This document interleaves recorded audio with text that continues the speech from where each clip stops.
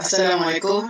Nama saya Muhammad Nizabi Ishak, matrik nombor 204008. Baik, nama saya Muhammad Syakir bin Syam Syazah, matrik number 204003.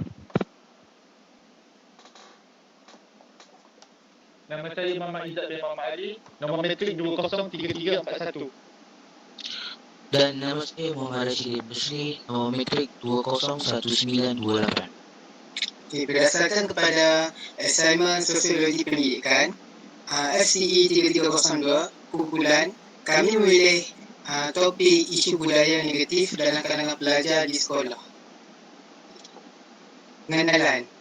Sekolah merupakan tempat segolongan manusia berkumpul untuk menimba ilmu dan bekerjasama antara satu sama lain. Sekolah juga merupakan institusi sosial yang penting dalam mengubah kehidupan masyarakat sekitar. Kesan daripada institusi sosial ini, ia akan mewujudkan budaya dan ianya berperanan dalam mengubah minda dan masyarakat dalam kalangan pelajar juga. Budaya pula adalah bermaksud daripada hasil tingkah laku seseorang disebabkan oleh pengaruh budaya masyarakat di sekitarnya. Ianya menghasilkan pelbagai budaya di sekolah dan membentuk budaya yang positif dan negatif pada pelajar tersebut. Budaya yang negatif inilah yang menjadi isu kepada guru-guru untuk mengatasinya di sekolah. Objektif kajian kami adalah yang pertama untuk mengetahui masalah para guru dalam menghadapi pelbagai jenis budaya yang negatif di kawasan sekolah. Yang kedua pula adalah cara para guru untuk mengatasi masalah budaya negatif ini. Jenis-jenis budaya yang negatif di sekolah. Pertama sekali adalah budaya vandalisme ataupun budaya merosakkan harta benda awam sekolah. Budaya ini sering sekali dihadapi oleh pihak sekolah, malahan hampir di semua sekolah di Malaysia ataupun di dalam negara. Isu ini dikaitkan dengan pelajar yang kurang berdisiplin dan berada di kelas aliran bawah. Antara barang yang sering dirosakkan yang berpunca daripada budaya ini adalah seperti pintu tandas, kerusi, tingkap kelas dan sebagainya. Budaya ini semakin berleluasa dan akan mempengaruhi pelajar untuk melakukan kerosakan harta benda awam di luar sekolah juga. Antara kes yang pernah berlaku adalah pada tahun 2019 yang tulam melibatkan 4 pelajar sekolah daripada aliran agama yang merosakkan harta sekolah pada akhir sesi persekolahan. Budaya ini haruslah dicegah oleh para guru agar pelajar lain tidak terpengaruh untuk melakukannya. Baik, seterusnya kita bagi kepada saudara Syakir untuk membentangkan. Baik, terima kasih. Seterusnya kita bersambung kepada budaya melepak. Budaya melepak di kalangan remaja adalah perkara biasa di Malaysia. Menurut Rahim, 2011 dalam laporannya oleh Jabatan Pendidikan pada awal tahun 2011, kira-kira dalam 500 pelajar tidak hadir ke sekolah ketika sesi persekolahan. Mereka pergi berkeliaran di pusat membeli belah di sekitar Kuala Lumpur tanpa perhatian ibu bapa mereka. Jadi sebilangan pelajar mungkin menganggap alasan melepak adalah hanya untuk bersenang-senang dengan rakan dan tidak melakukan apa-apa selagi mereka gembira serta tidak mengganggu orang lain. Perkara ini mungkin berkaitan dengan pelajar yang bermasalah yang suka berkeliaran kerana menunjukkan tindakan memberontak terhadap masalah tertentu. Baik, seperti yang dikatakan oleh Chang 2007, tindakan memberontak ini dapat dielakkan jika murid tersebut mempunyai kawalan diri yang tinggi dan toleransi terhadap kekecewaan walaupun mereka mungkin tidak menyukai disiplin atau sekatan terhadap tingkah laku mereka oleh orang lain. Baik, seterusnya. Perkara ini siapa boleh sambung? Seterusnya saya akan terangkan tentang budaya, iaitu budaya seksual. Perkara ini membimbangkan kerana bukan sahaja akan menjatuhkan maruah seseorang, malah pelaku akan lebih cenderung terlibat dalam gejala sosial. Perkara ini berlaku disebabkan oleh kurangnya pegangan agama yang kuat serta ketagihan pornografi. Gangguan seksual seperti kes cabul dan rogol terhadap pelajar perempuan sekiranya berlaku, ianya akan menjatuhkan matlamat sekolah. Budaya seksual bukan sahaja melibatkan gangguan secara fizikal, malah ia juga boleh terjadi apabila seseorang mengeluarkan kata-kata yang berunsur lucah apabila bergaul dengan pelajar lain sama ada berbeza jantina ataupun sama jantina.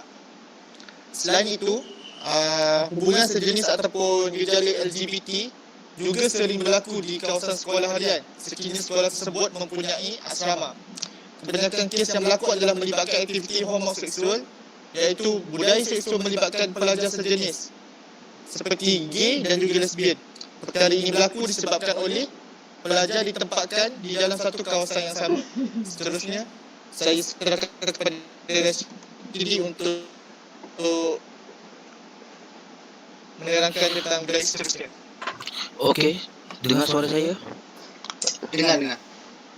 Okey, seterusnya kita sudah tahu tadi bahawa budaya melepak, budaya seksual itu adalah salah satu budaya yang sering kali berlaku di sekolah. Okey, sebenarnya budaya membuli ini juga merupakan salah satu sebab dan salah satu trend perkara ini boleh berlaku. Antara salah satu sebab budaya membuli ini berlaku adalah disebabkan oleh kurangnya pengawasan yang ketat dari guru, di mana para guru dia hanya memfokuskan kepada PDP dan tidak lebih memfokuskan kepada para pelajar. Mereka hanya mementingkan akademik para pelajar tanpa menghiraukan apa masalah yang berlaku oleh para pelajar daripada tingkatan 1 sehinggalah tingkatan 5. Okey, seterusnya adalah kerana kurangnya sifat kasih sayang ibu bapa. Ibu bapa yang kesibukan kerja boleh mengakibatkan anak dia boleh berasa stres ataupun tension sebab kurangnya perhatian daripada ibu bapa mereka. Bila mereka kurang perhatian daripada ibu bapa mereka je akan lepaskan geram dekat orang-orang yang lemah. Terutama pelajar-pelajar junior di sekolah, dia nak lepaskan geram dia yang disebabkan ibu bapa dia kurang perhatian, disebabkan ibu bapa dia sibuk dengan kerja. Itu adalah salah satu faktor mengapa kes bullying semakin meningkat. Yang ketiga adalah disebabkan pengaruh rakan sebaya. Pemilihan rakan yang salah boleh menyebabkan pelajar itu terpesong ataupun terlibat dalam gejala membuli. Pengaruh rakan ini boleh dikatakan sebagai salah satu benda yang sangat dielakkan, sangat perlu para pelajar ni perlu bijak memilih rakan kerana benda ini memang sangat bahaya. Yang keempat adalah disebabkan pengaruh media massa. Seperti yang kita tahu, pengaruh media massa ni adalah merupakan salah satu punca juga kepada budaya membuli ini berlaku. Kerana kebanyakan televisyen ni dia menayangkan filem-filem aksi. Apabila dia menayangkan filem-filem aksi ni, remaja ni dia ada satu imun dia dalam diri dia sebab dia ingin melakukan perkara yang baru.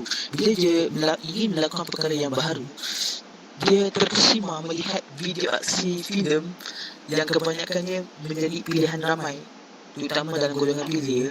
Mereka ingin melakukan perbuatan yang dilakukan dalam filem aksi tersebut kepada dunia luar tanpa disedari tindakan yang diorang lakukan. Yang kelima adalah takut untuk bersuara.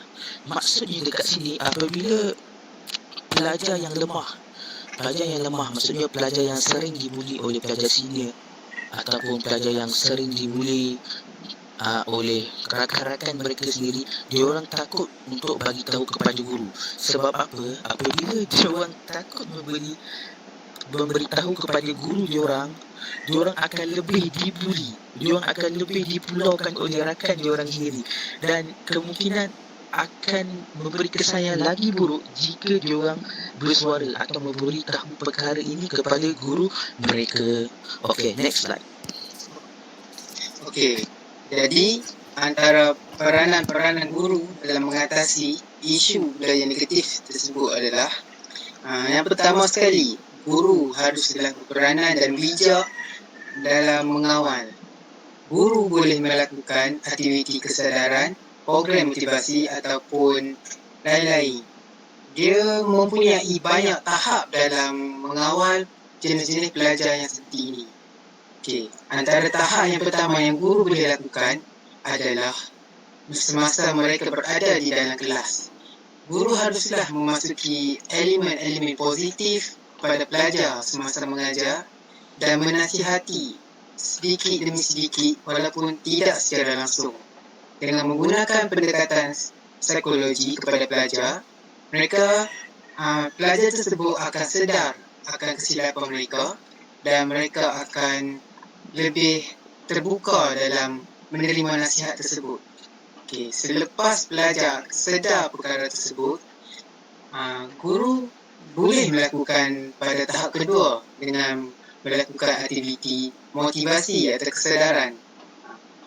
Ini boleh menyebabkan pelajar lebih memahami dan menghayati program tersebut dan mereka akan lebih bersetuju dan sedar akan kesilapan dan jenis-jenis budaya, jenis-jenis masalah ataupun perkara yang mereka lakukan sebelum ini adalah salah. Jadi cara ini adalah amat terbaik untuk mencegah daripada budaya vandalisme terus berlaku. Jadi seterusnya saya serah kepada saudara Syakir. Baik, terima kasih. Baik, kaedah guru dalam baik, terima kasih. Okey, saya sambung kepada saya punya kaedah. Okay. Kaedah guru dalam membendung dan mengatasi kes melepak. Okey. Di sekolah, guru harus menanamkan kepentingan belajar bersungguh-sungguh demi masa hadapan yang cerah. Okey, dalam poin ini pertama dan penting, kita tidak boleh melemahkan kekuatan pendidikan. Ibu bapa harus mengajar anak-anak mereka tentang kepentingan pendidikan. Di sekolah, guru juga harus menanamkan sifat kepentingan belajar bersungguh-sungguh. Okey, selalunya pelajar tidak memahami tindakan mereka pada masa sekarang. Okey, mungkin dengan mendengar kedua ibu bapa dan guru, pelajar dapat menyedari bahawa kegigihan dalam pelajaran mereka pasti akan meningkatkan kehidupan mereka di masa hadapan. Baik, seterusnya. Okey, selain itu sekolah mesti meningkatkan selain itu sekolah mesti meningkatkan bilangan guru disiplin. Guru disiplin juga harus diberi lampu hijau untuk menghukum pelajar yang tidak mematuhi sebarang peraturan atau undang-undang sekolah. Dengan berbuat demikian, pelajar akan takut untuk berkeliaran dan memilih untuk tinggal di dalam kelas sebagai gantinya. Lebih-lebih lagi, guru harus berusaha untuk memasukkan kaedah pengajaran baru dalam pelajaran harian mereka. Okey, seterusnya teknik pengajaran harus sentiasa ditingkatkan agar sesuai dengan keperluan pelajar yang berubah pada masa kini. Okey, dengan melakukannya, pelajaran di kelas menjadi lebih menyeronokkan dan pelajar akan lebih berminat untuk belajar. Okey, kaedah pengajaran yang interaktif dengan menggunakan komputer dan LCD akan menarik perhatian pelajar yang mahir dalam bidang teknologi masa kini.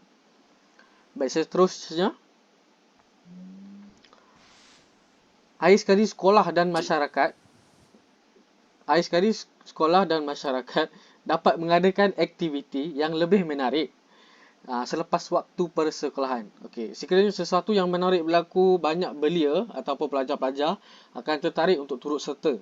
Sebagai contoh, jika ada pertandingan bakat atau pertandingan tarian atau guru-guru pasti ramai pelajar tidak mempunyai masa untuk bersantai.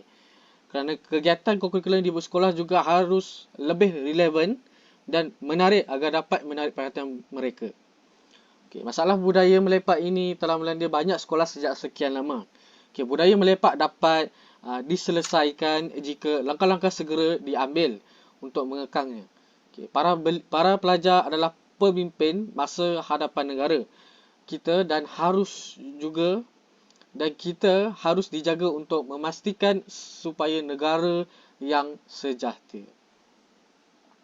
Baik, terima kasih. Seterusnya boleh sambung. Okey, seterusnya saya akan terangkan tentang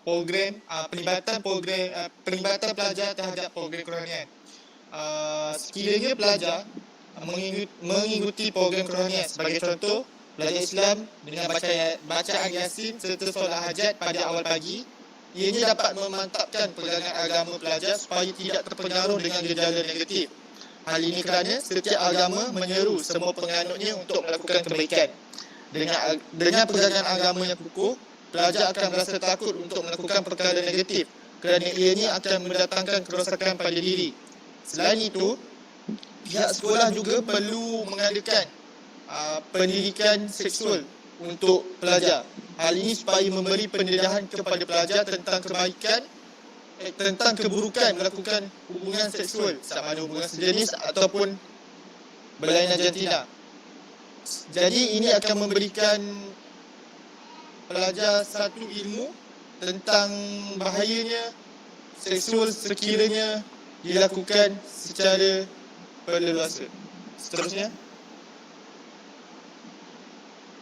Okey, tadi kita dapat tahu tentang kaedah-kaedah yang telah diterangkan oleh rakan-rakan yang lain.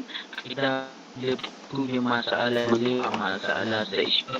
Okey, ini adalah salah satu cara untuk mengatasi masalah bully. Bagaimana kita sebagai seorang guru nanti kaedah yang akan kita lakukan untuk mengatasi masalah bully seterusnya.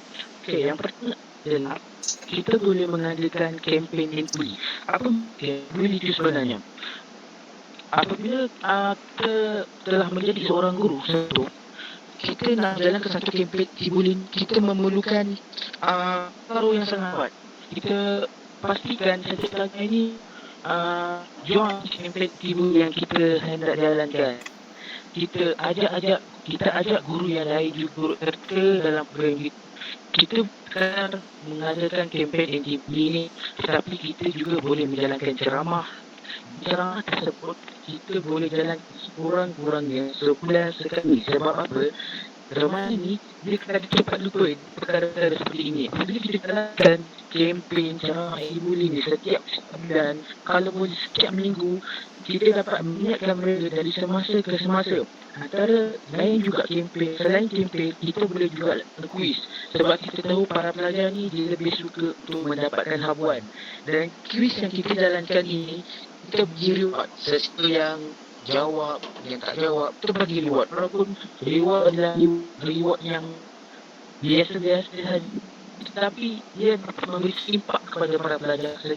Kita bagi impak dari segi apa? Dari segi memberi peringatan kepada mereka yang anti-bully ini sangat bahaya.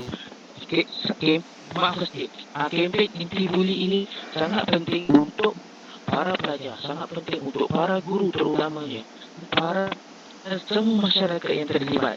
Sebab masalah bully ini memang harus dibantah secara segera. Okey, seterusnya apa yang lain adalah kita fungsi bimbingan dan kaunseling. Apabila seorang guru ataupun kita bakal guru nanti, apabila ada para pelajar yang masalah, kita boleh bawa mereka ke bimbingan dan kaunseling. Sebab apa?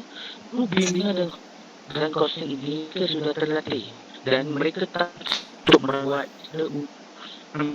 bagi sesiapa para pelajar yang menghadapi masalah ini. Apabila mereka dalam mendapat rawatan, apabila mereka sudah baik pun, InsyaAllah dari situ mereka akan beransur-ansur kembali menjadi pelajar yang lebih baik. Okay, seterusnya yang menunjukkan program kepimpinan. Para guru juga boleh hadangkan kepada pihak pengurusan supaya mewujudkan suatu program yang para pelajar yang mempunyai masalah ini menjadi tonggak ataupun leader bagi sesuatu program. Program kepimpinan ini dia melahirkan seorang yang lebih menjawab. Seorang yang lebih bertanggungjawab. Bila dia lebih bertanggungjawab, dia tahu bagaimana untuk menjaga ahli-ahli bawah, bagaimana untuk menjaga orang ahli organisasi dia supaya mereka dapat bersatu hati.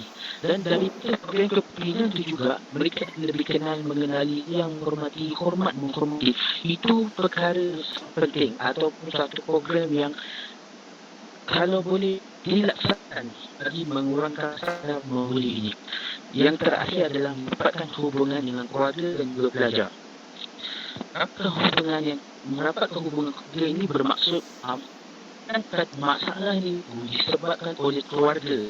Apabila keluarga yang sibuk dengan kerja menyebabkan pelajar ini kurang kasih sayang atau menyebabkan stres kepada para pelajar itu. Kita berbincang dengan keluarga mereka apa masalah yang dihadapi oleh pelajar, oleh anak-anak mereka, dan mereka dan tersebut dan kita boleh berbincang dengan cara yang baik. Yang adalah merapatkan hubungan dengan pelajar ni adalah bermaksud kita face dengan mereka. Kita bincang secara baik. Kita tidak boleh menghukum mereka, tapi kita sentuh hati mereka. Kita menggunakan teori fizik dalam cara ini supaya para pelajar ini dia lebih rapat dengan kita. Kita berkawan, bukan sekadar bukan menghukum. Hukum memang kalau boleh jangan dilakukan. Kita lebih rapat, kita lebih kenal dengan mereka. Sebab itu satu cara untuk kita mengelak masalah membuli berkurang dan dapat mengeratkan lagi hubungan silaturahim di samping meningkat nilai kasih sayang dan menghormati antara pelajar. Okay, next slide. Okay, secara kesimpulannya adalah sebagai seorang pendidik ataupun seorang guru, kita sentiasa berusaha dengan apa jua segala cara kaedah yang kita lakukan supaya budaya membuli ini dapat dibandrat. Kalau boleh kita hapuskan 100%, sebab dalam banyak daripada aku nyatakan bahawa kegiatan membuli ini sentiasa meningkat saban tahun. Dan kalau boleh seorang guru haruslah sentiasa topikkan dalam diri bahawa saya nak hapuskan budaya membuli. Sebab kalau boleh wujudkan nilai dan hormat berarti antara satu sama lain. Sebab apa? Sebab ini adalah kesejahteraan dan kecemerlangan harap pelajar. Sekian saya hubungan daripada kami. Terima kasih. Terima kasih.